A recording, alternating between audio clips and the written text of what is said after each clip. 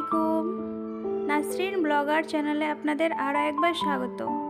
কাছে এবং দূরে, দেশ ও দেশের বাইরে যে যেখান থেকে বসে আমার ভিডিওটি দেখছেন, আশা করছি আল্লাহর রহমতে সবাই ভালো আছেন।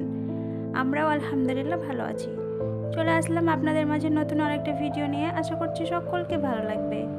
যদি ভালো লেগে যায় তাহলে ভিডিওটিতে একটা লাইক করো আর চ্যানেলটি সাবস্ক্রাইব করে পাশে থাকা অল অপশানটিকে অন করে রাখবেন, যাতে আমার ভিডিও ছাড়া মাত্রই আপনার কাছে নোটিফিকেশন চলে যায় আর আপনি চাইলে ভিডিওটি সর্বপ্রথমে দেখতে পারবেন।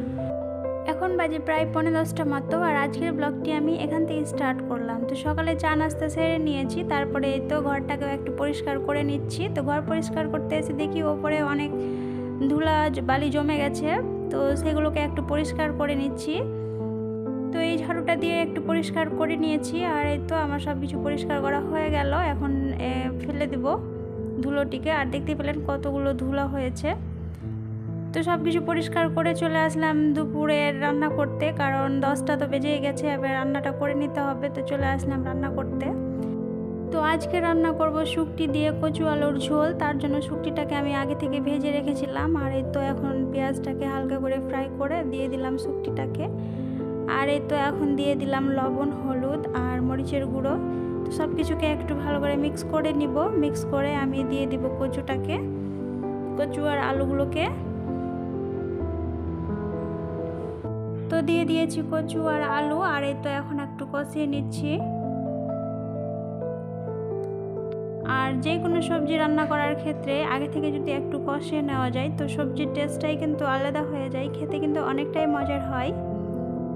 তো এই তো আমার এটা কষা হয়ে গেছে, আমি দিয়ে দিলাম এখন জল।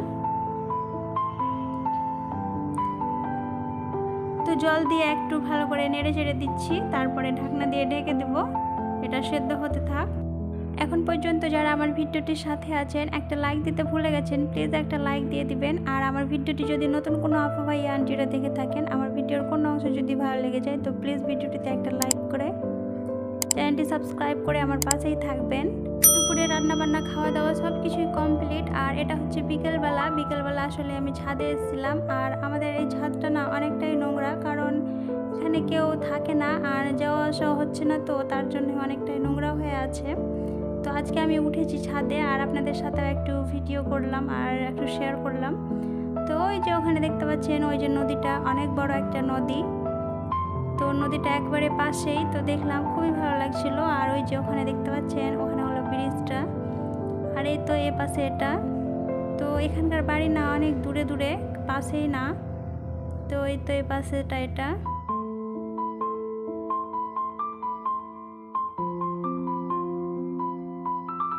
আর এই যে আমার সোনামণিটা ঘুম পাড়ছিল, ঘুম থেকে উঠে আসলো, তো মনটা একটু ভারী হয়ে আছে। হাত থেকে চলে এসেছি, আর এই তো তরমুজ কেটে নিয়েছি, আর সাথে নিয়েছি সিঙ্গাড়া আর শাওয়ারমা। তো এগুলোই আমরা বিকালবেলা খেয়ে নিব। তো এদিকে আমরা খেতে থাকি, আর আপনাদের কাছ থেকেও বিদায় নিয়ে নিচ্ছি।